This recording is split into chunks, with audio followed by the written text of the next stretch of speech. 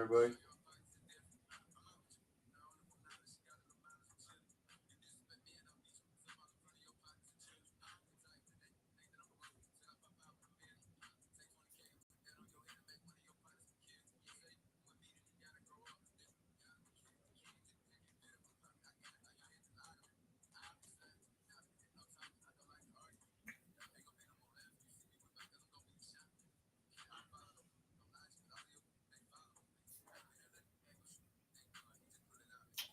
We all good? We all good with audio? Just checking, making sure audio is good.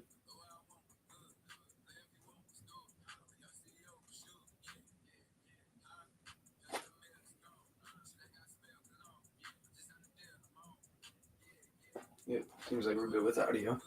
All right. Well, it's later, and it's a weeknight, so probably not expecting a ton of people, but people can filter in as they want. People can filter in as they wish to. So it's what it is.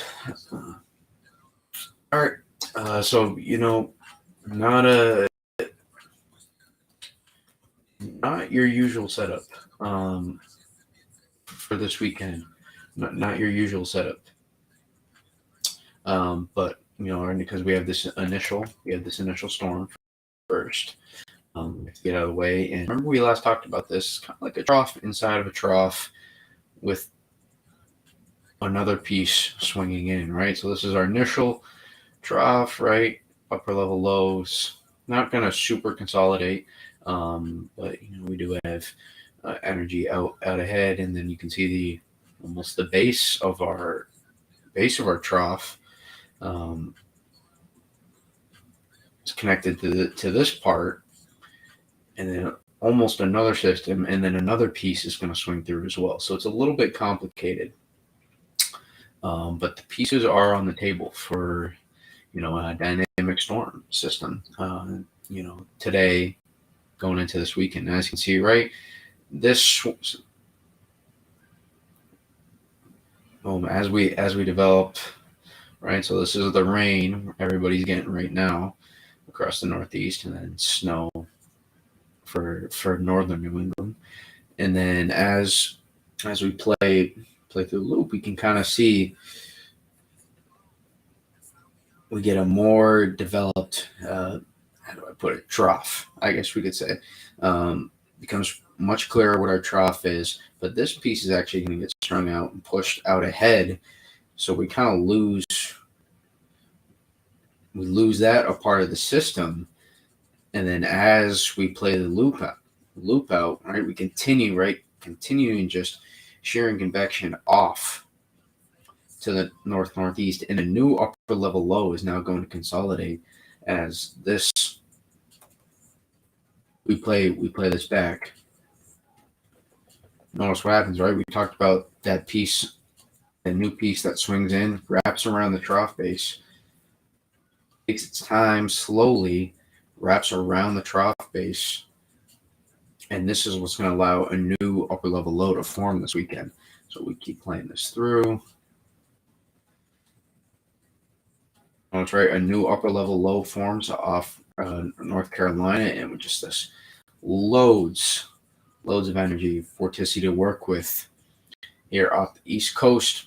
But moisture source now, we pulled up all this moisture for this system. Not saying there's never not enough moisture you can create, but this is where we typically like to pull our moisture from, and we're just pulling a lot of it into this system, so we're losing it for the secondary system. So that's why we don't get a full on second widespread storm, and why we're not going to be able to get a widespread massive snowstorm with this. It's going to be a little bit more linear banding setup, kind of. Well, there's always linear banding, but the swath of the snow is going to be much more linear. It's going to be a little bit more skinnier where it breaks out. Because as you can see, right, our upper level low, and this is what happens, right? Our energy starts to consolidate and stacks. This is kind of the key here.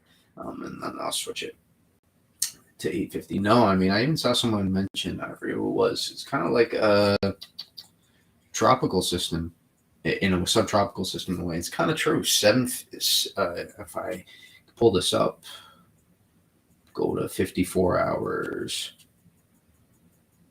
Notice we're going to be stacked at 500, 700, and 850, and almost down to the surface. We're going to be nearly completely stacked, which is something that's not common you see in snowstorms. So this is going to be a lethal piece of energy to work with. So this is the part that has me excited. The reason I tweeted why this is going to be a headache, it wasn't out of pessimism for the winter. It had nothing to do with that. This is going to be a headache because it's going to be a headache to forecast, because this is going to be a narrow band we're going to have to predict that's going to rotate counterclockwise off this upper level low, and it's going to break out somewhere across central and eastern New England. This band is going to break out, or off the coast. Well, we'll see. No guarantee that it makes it inland even.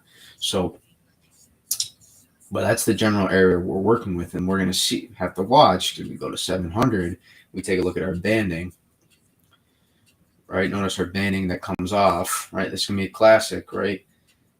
Classic in a way, that counterclockwise banding to rotate off the ocean, kind of what we get in a big snowstorm, because this is it's a big snowstorm.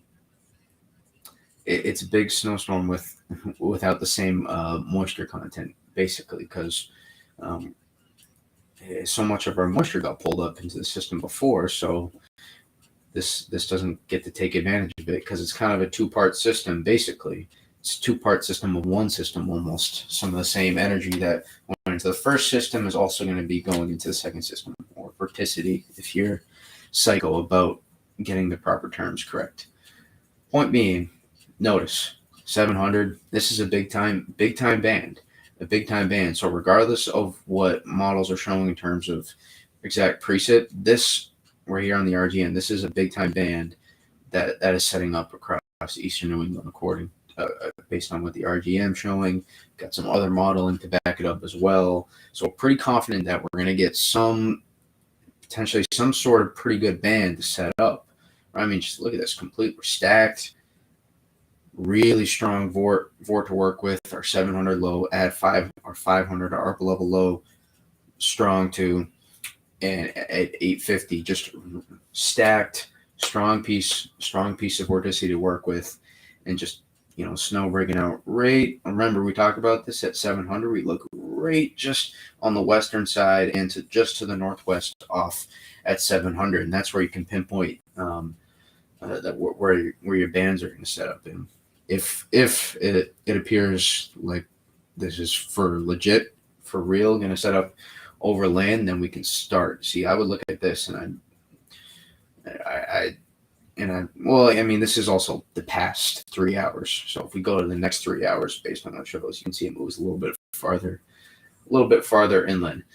I mean, the reason the precip shield looks sad is, you can see so much of this gets pushed farther north, and it doesn't consolidate in one specific area off the upper level low, off the initial, or just our low pressure in general, because we pulled so much of the moisture up this way, right? Typically around your upper level low, you'd be pulling it in around your upper level low like this, but instead what's happening is it's kind of getting dragged out and stretched out, so we're not going to be able to consolidate it as much. So we're stretching out how this is wrapping around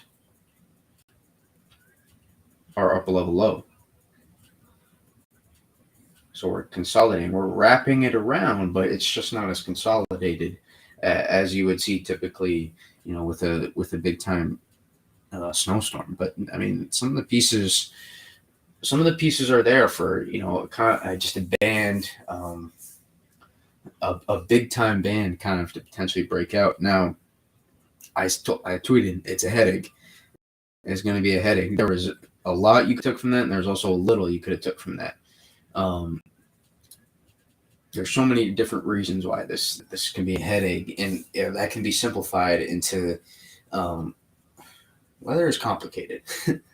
weather is super complicated, and these are systems that could potentially have a decent ceiling too. This is a kind of system where there actually could be a pretty decent ceiling for this system. Like someone could get 6+ inches of snow out of this, and it wouldn't shock me. But this is also the same system where I wouldn't be shocked if this band is 100 miles offshore and no one gets into it. Just because I mean, this is where our upper level low, 700, 850 are all going to stack, and we're relying on hundreds of miles away to pinpoint exactly where this band is going to set up in a high population density area. That is the tricky part of this.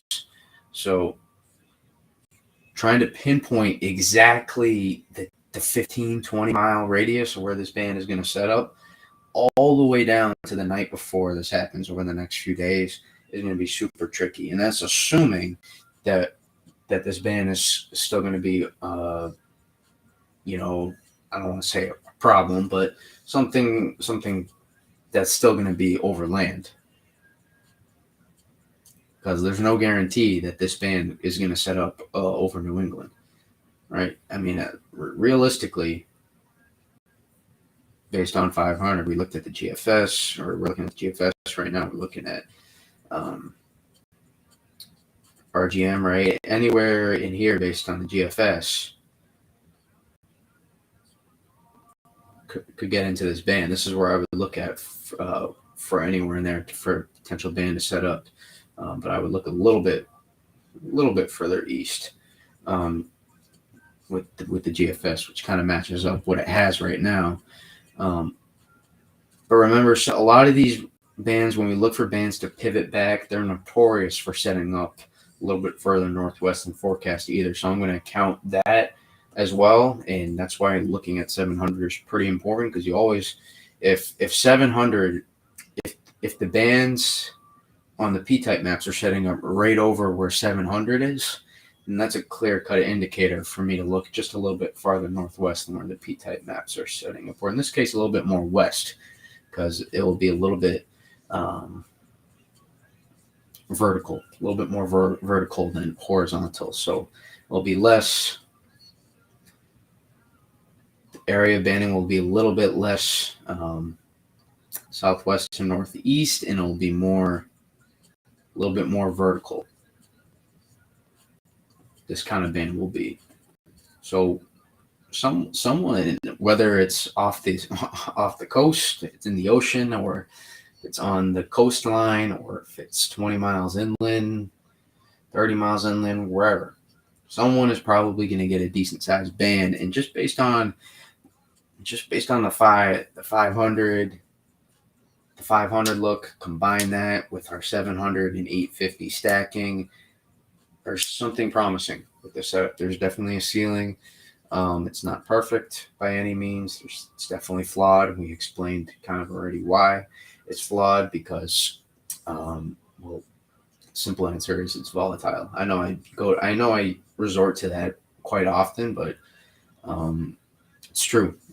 Especially with this setup, it's definitely, you're going to see run-to-run changes every single run. And the problem is, a lot of people live in this small little area in New England. There's a lot of people that live in these small states.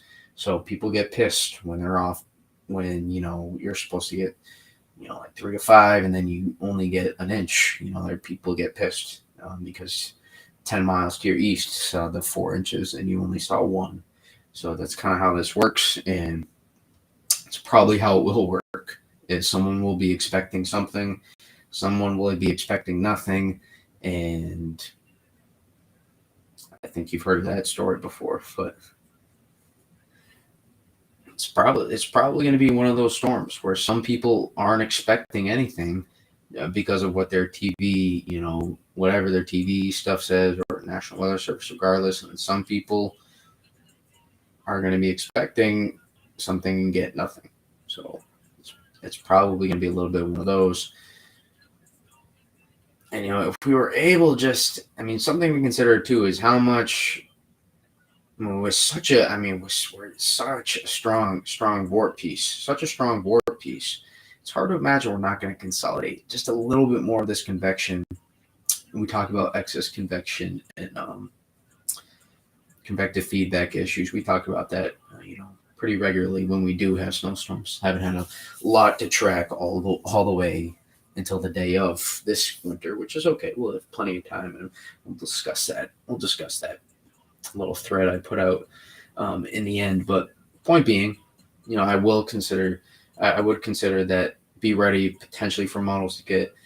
We've probably already seen some convective feedback issues adjusted a little bit. I'm guessing. I haven't been following super closely over the past couple of days. Been a little busy, but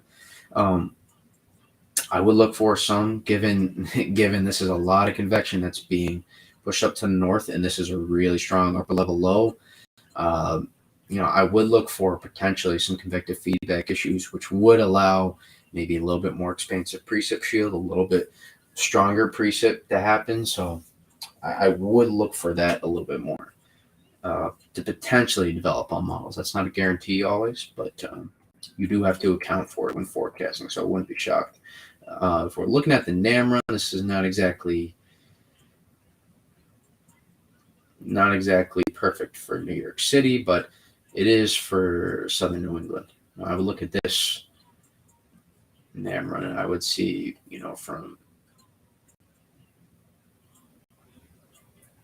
I would look at this area right here, and somewhere in between that confined will be a heavier band.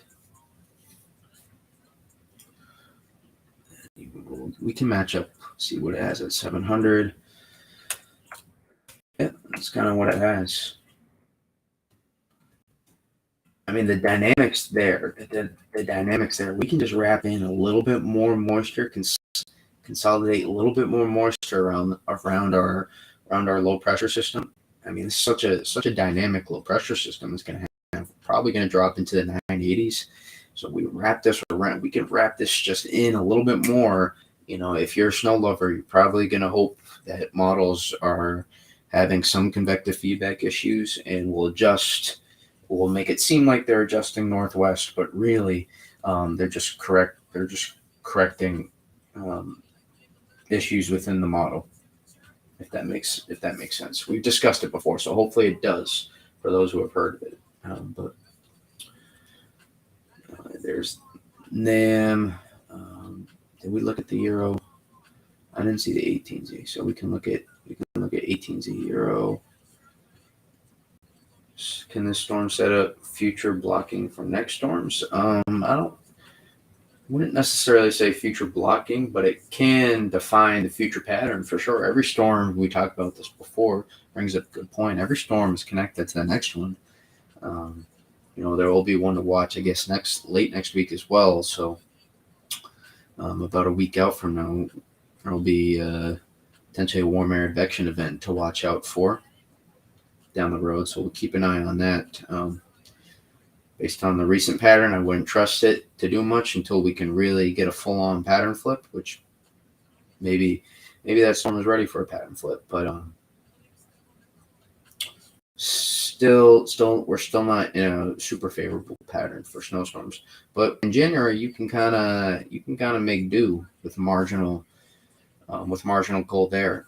A lot of times, like we did today for some people, and then it's not a lot of snow, but some people got some snow today. And with this upcoming event, potentially this could be I'm telling you, this could be a sneaky event for some people. I know, so it's hard to say exactly what's going to happen, but if it hits right, there's a good ceiling. If it hits right, this is the kind of event where someone could get over half a foot of snow. I'm telling you, the dynamics are there. It's just a matter of exactly where it sets up. Where it sets up, and exactly how much moisture are we going to be able to pull in.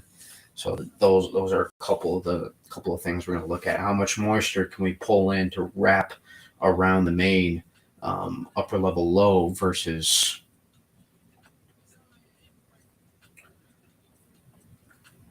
how much can we wrap into the main upper level low versus how much gets sheared out to the north from the previous system. So that will be the tricky part there. If we were able to consolidate an upper level low here and boom, fully wrapped in that energy. We'd be talking and fully wrap that moisture into around our energy. We'd be talking about a full blown snowstorm here for New England, maybe New York City. I mean, we'd be looking at a big time snowstorm. But remember, the system's a part of the last one, kind of, and that makes it tricky. So we kind of our convection gets dispersed out ahead, out in front of our system, and that kind of messes everything up. Yeah, I mean, hasn't been great January's lately. Hasn't been great January's lately, but um, not much. Not much we can do about that. The weather's just going to do what it does. Can't really change what Mother Nature has in store. So, and regardless, there's almost 3 months still. I mean, it can snow in April. People can get snowstorms in April. Anywhere in the Northeast can get an April snowstorm. That's a fact. March, especially, February. It's 2.5 months plus the 3 weeks left of January. That's basically 3 months left of snowstorms, right? First week of April, even second week of April for New England, they can still get snowstorms. We can still get snowstorms second, third week of New England or of April for sure. I mean, this three. I mean, that's almost 3 months still left for potential not only snow, but you can still get big snow events. I mean, we've had minor snow events in May in New England before, recently, a couple of them. So I wouldn't put it past. I wouldn't put it past anything to say our winter is over, because our winter is not over. Our winter, hopefully I phrase that right, but winter is not over by any stretch of the imagination. The pattern never stays the same for the whole 6 months. We talked about that in the beginning. Regardless, vice versa, whether it's cold, right? It's never cold for like 8 weeks straight. That's not how it works. It's never warm for 8 weeks straight. It's not how the winter works. Right? There's nothing you can do to convince me. There's nothing you can say, because it's just not true. We don't go in stretches for months and months and months of just cold and snow. That's not how the winter works. So when people put those forecasts out, they say it's going to be below average, lots of snow. I mean, that's great, but the whole winter isn't going to be like that. I don't know why people every winter think that's a possibility, even though like the YouTubers put it out in those fancy graphics to make it look like it's possible. That's just not how the winter works. You have stretches, right? You get a good 1 to 2 week stretch of potentially good cold and snowy pattern, and then you flip. And sometimes if you're lucky, you can get a good 3 to 4 week pattern where you can get multiple opportunities, and that's usually about as good as it gets in terms of winter patterns.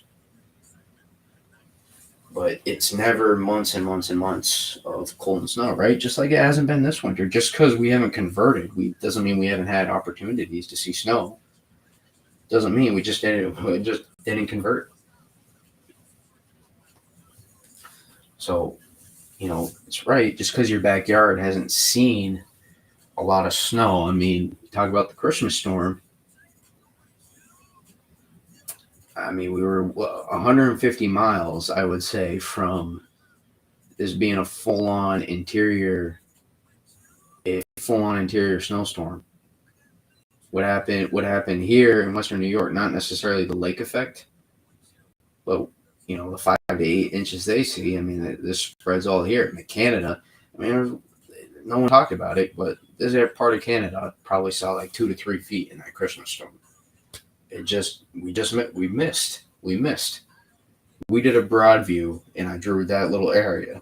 You would see, oh, that's really not as big as it changes as it looks this close. But we live in such a high population density area that everything gets magnified.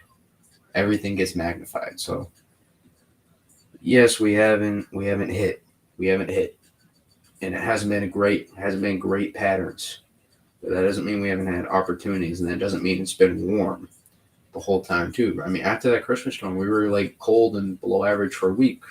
So you're not going to convert on every opportunity. That's just the reality, and it hasn't been many. so far to start the winter. I'm not going to sugarcoat it. Hasn't been a good winter for the Northeast so far, excluding the lake effect in Western New York.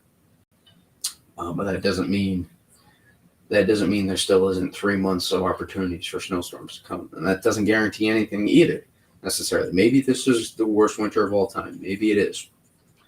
But anybody that tries to convince you that it's just never going to happen, there's nothing to back up unless they can provide you real science to give you an indicator of exactly what we can expect. Then yeah, I wouldn't really hold too much weight on what they're saying, because there isn't a lot of science to tell you exactly what the weather is going to be February 3rd or February 16th. Just what it is. So yeah, that's a good point. I mean, if you live New York City, if you live like coastal Connecticut, New York City, Jersey, Philly, and then the whole mid-Atlantic and South, obviously, but we'll go this area in particular. If you live in this area and you get one, 18 to 24 inch snowstorm, your whole winter, you're going to meet your averages just because of the one storm. So all it takes is one storm. All it takes is one storm now for I-95, New York City and southward. All it takes, because you're gonna have like a couple 1 to 3 inch events to add on to that as well. A couple of like coating to inch events, and then when you add all those up, right, you add on maybe like 6 to 8 extra inches plus a 20-inch snowstorm. Boom, you get like 28 inches of snow in your winter, and that's like an average New York City winter. Right? If you look at it from that perspective, that's really all it takes is one snowstorm for this area of the country, and then you meet your averages. Now, if you live in DC, there's a little bit of a DC snow hole. So I wouldn't trust Washington DC necessarily, but that whole region, and then for once you get a little bit more interior, right? We get into this 84. Northwest of 95 into Boston, and down into Hudson Valley, northern New Jersey, right? All these folks here, and across the interior Northeast, or just coastal New England. Regardless, it takes a good pattern. It takes a good pattern with converted opportunities. That's really all it takes too, which is a little bit more to ask and hard to guarantee you're going to meet your averages, but it's not super common. Or it takes a couple of different good patterns where you convert one or two times on each pattern, and you don't get a full on like March just ridiculous outbreak, and the 2018 March.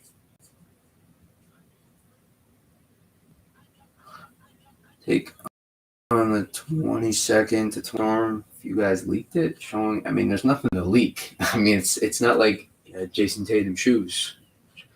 There's nothing to leak with this storm.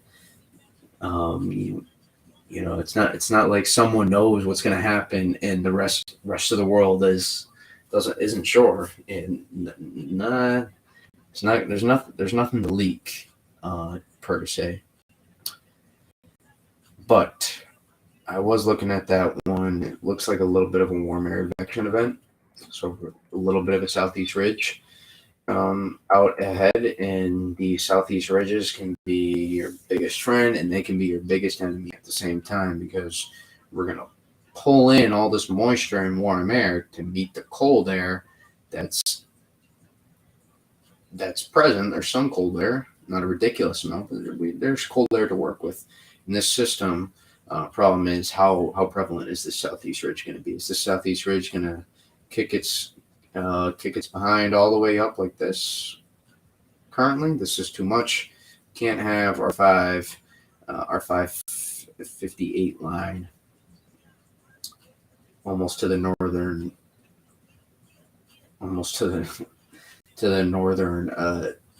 Massachusetts border, and that's going to keep pushing too, I think. Or no, it's going to stay pretty steady, but if the 558 line is going to work its way into central Mass, that's a problem.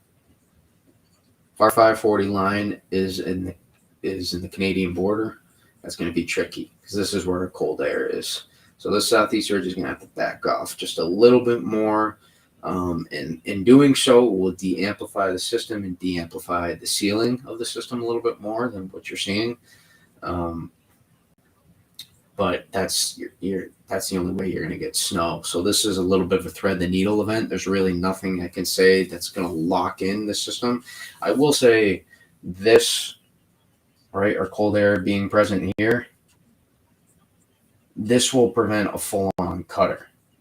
This will prevent a full-on cutter probably, unless this really got reserved and our cold air got really pushed out a lot sooner.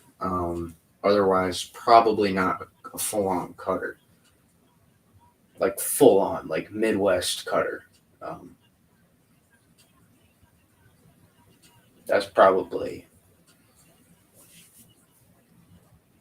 I would favor, like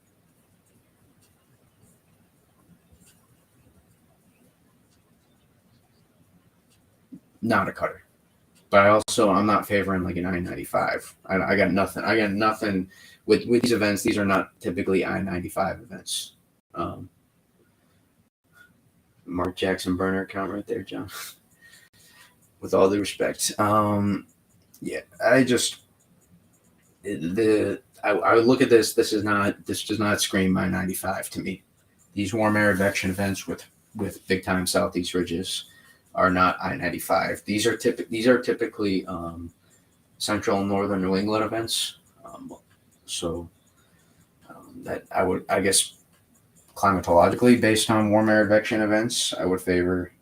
I don't know if climatologically is the right word, but just based on past history and how these typically work, I would favor central northern New England and interior northeast, far interior northeast, but not like super far interior, but north of 84 and 495. But we'll see. Nothing guaranteed. Still trying to figure out this weekend system.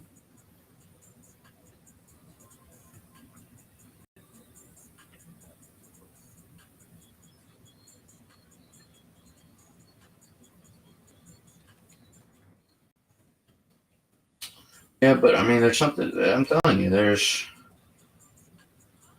Any questions you guys got? Just drop them. I'll answer all your questions because not a lot more to discuss other than just me double checking my work and anything I missed. Just rediscussing basically. So any questions you guys got, whether it's about the winter, I can't tell you what's going to happen 4 weeks from now, but I can clarify confusion.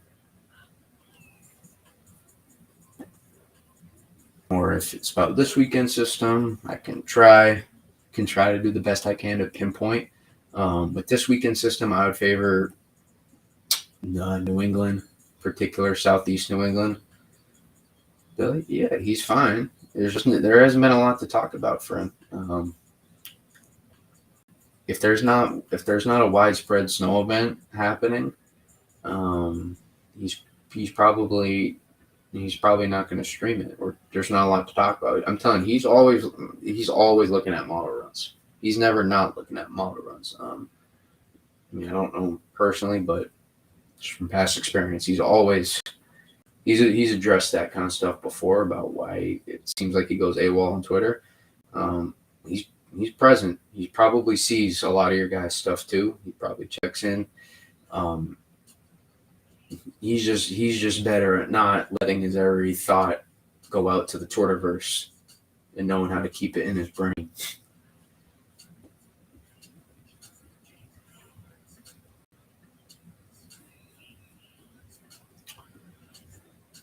Yeah, I mean, the one difference between Canadian and GFS right now is a little bit more consolidated, upper level low. a little bit more stretched out on the GFS.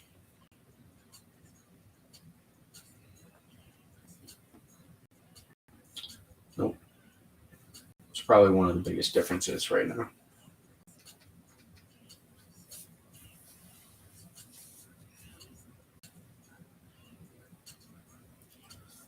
We'll pinpoint totals. Any last questions we got? Benchmark means no for 95. Not always. Depends on the setup. Depends on the depth of the trough. Depends on the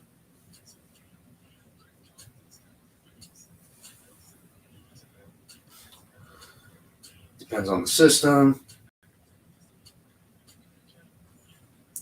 It's relative.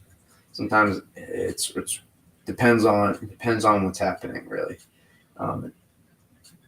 Sometimes we can get a benchmark storm, but it's really tight at 500. So this is our shield, and it's really tight. It's a consolidated but tight piece of energy, right? It's not wrapping out. So sometimes it's off. It's kind of a scraper. Typically, benchmark storms are just there. You hear about New England, I-95, New England. People use the benchmark as a good indicator for the benchmark, as when you get that big time storm, that big time cyclone, and it's gonna have that big time precip shield. It typically tends to favor the big band in New England. So, but again, if our storm travels like this across the benchmark, then it's a little bit different than if it travels like this across the benchmark. So, or almost completely vertical. This one is going to be, look at the angle of this trough.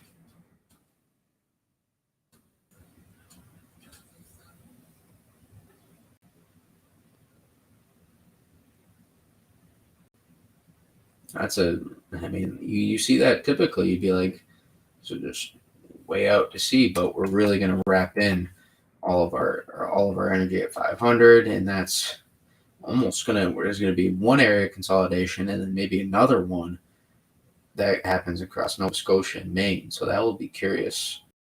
You can see it kind of wraps up into Maine. That's one, GFS and Canadian are a little bit different.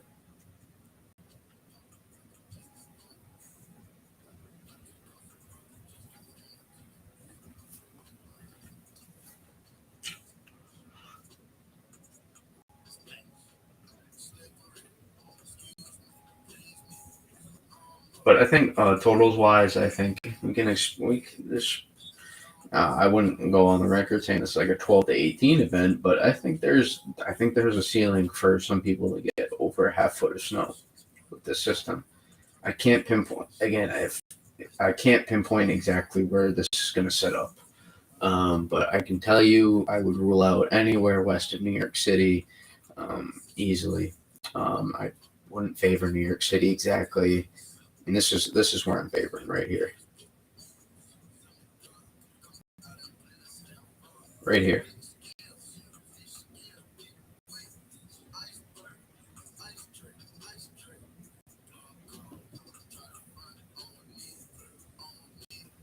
This is the area I would favor.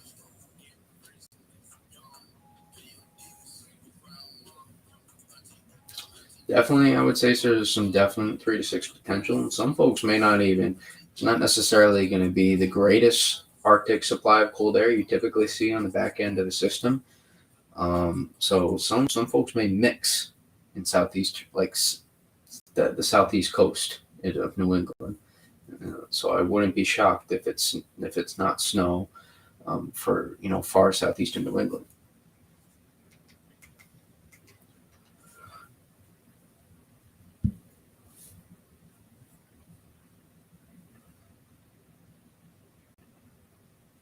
But I could definitely see somewhere like just.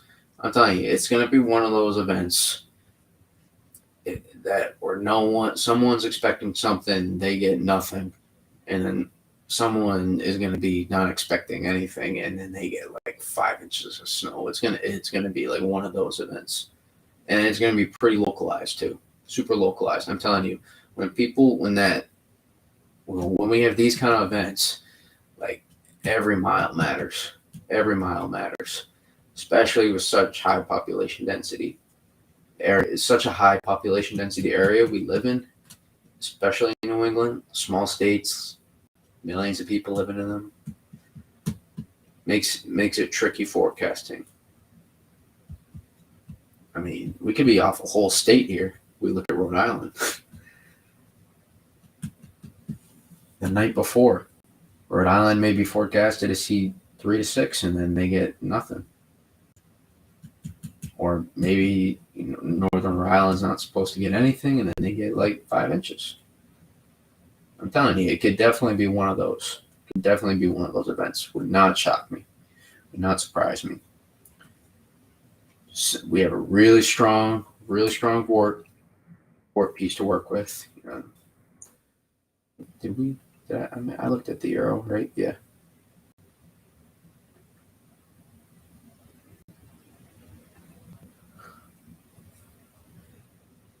Hold on. Where did my music go?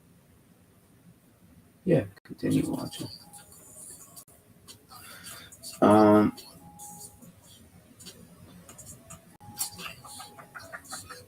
right here. There you go. I mean, euro looks like a good.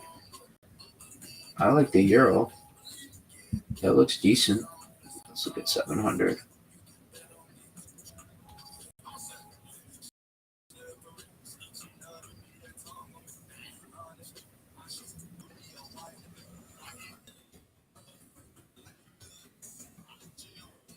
Come on, there we go. 700 here. Yeah, yeah. That looks like. I mean, I would say that looks like you can get Eastern Match. Good swath right here.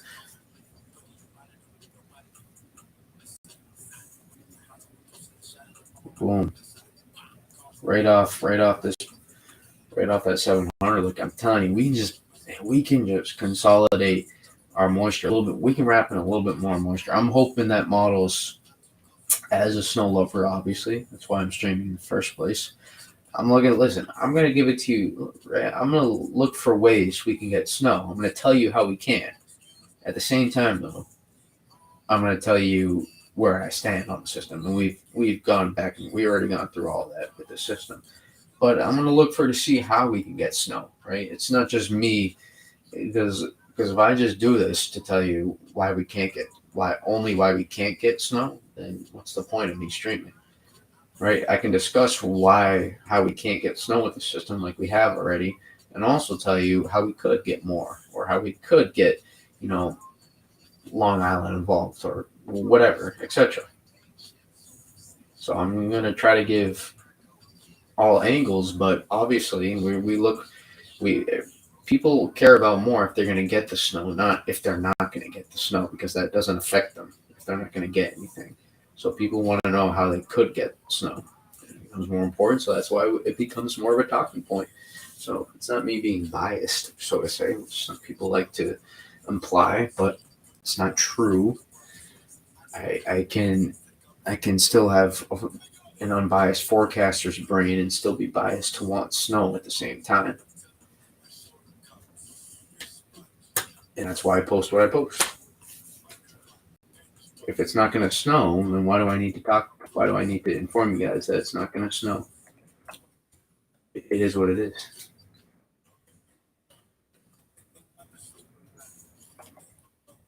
All right, we pull in, we wrap in, band kind of decays, right? System kind of decays, bottoms out. It's going to wrap. I mean, we're going to intensify. We're going to get into the thousands, and then we're going to bottom out into the 980s or low pressure, right? This is, I mean, 700 too, right? We're going to be stacked 500, 700, 850, all stacked. And then we wrap in. I'm at 850.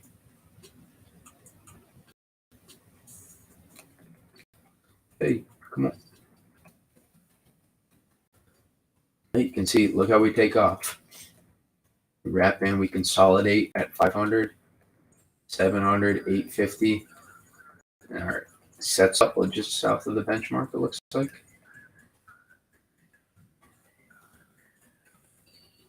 Not as great. Not getting as good low level. Not getting great lift, great forcing. At 850, I will say. It's better at 700,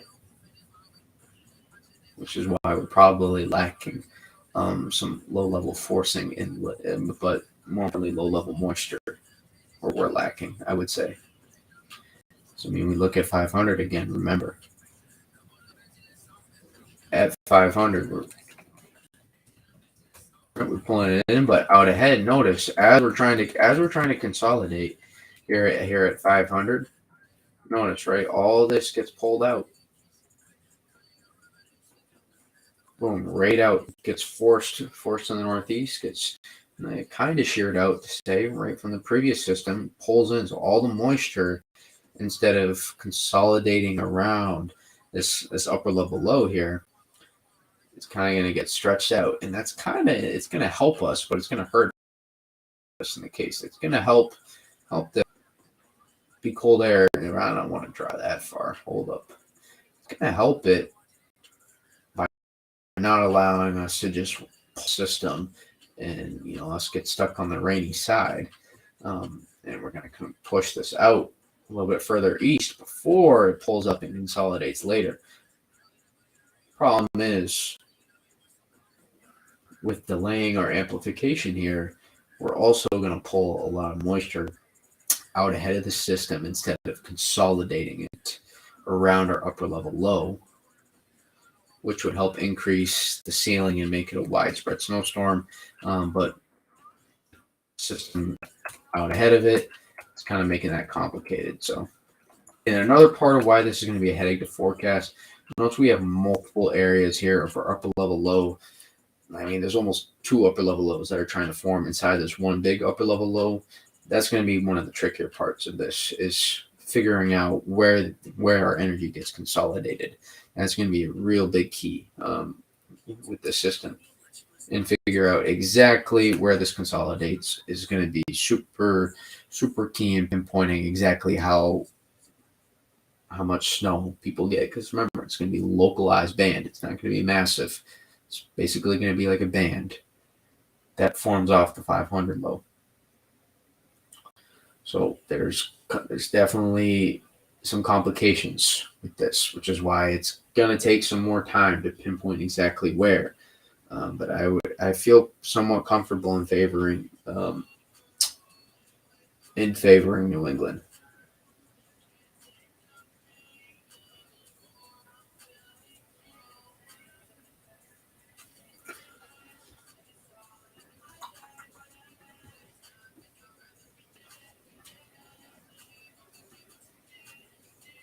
I mean, Euro looks decent. It looks decent. 18Z does, at least. I forget how it compares to 12Z. It's a little off. I'd like to see where I live, I'd like to see it a little bit further inland, but it's not too bad. It's definitely workable. Definitely workable.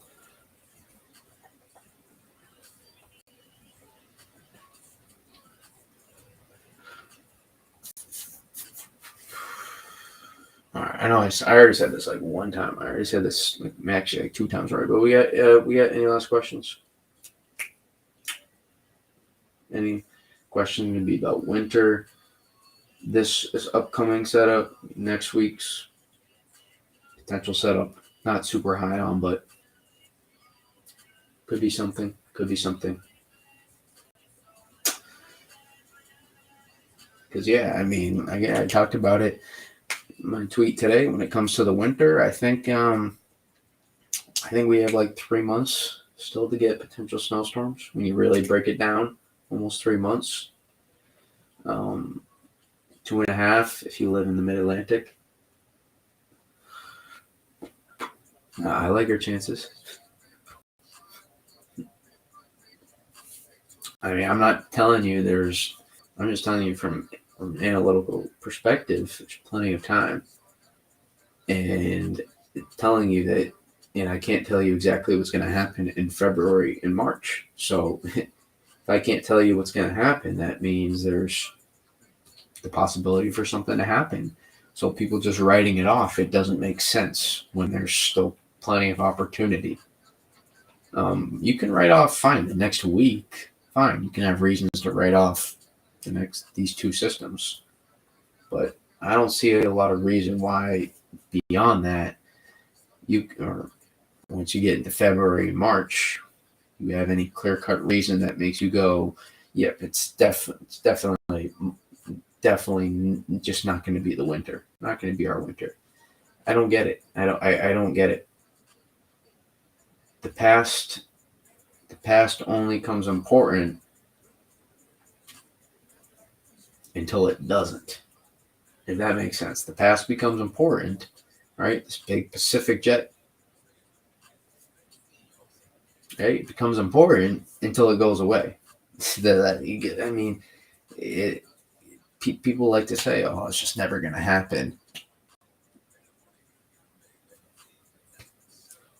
That's great. If we had the similar pattern, except we were able to convert on one of these big storms, it would not be the same thing. It would not be the same complaint. It wouldn't be. Just wouldn't be. Reality is that we haven't. So just gotta live with it. Gotta live with it. Right? Not get so emotional when it doesn't snow. I know we love to, but you gotta remember there's a lot of winter left. A lot of winter left. Right? We're in like the fourth inning. We're in the fourth inning of our 9-inning game right now. Still plenty of time left. Plenty of time left. Top of the fourth inning. Plenty of game left. We're down a few runs. We're down a few runs for sure. Right? But we can definitely come back this winter. So don't get so down. We'll see what happens with this potential storm for New England, and then we'll go from there.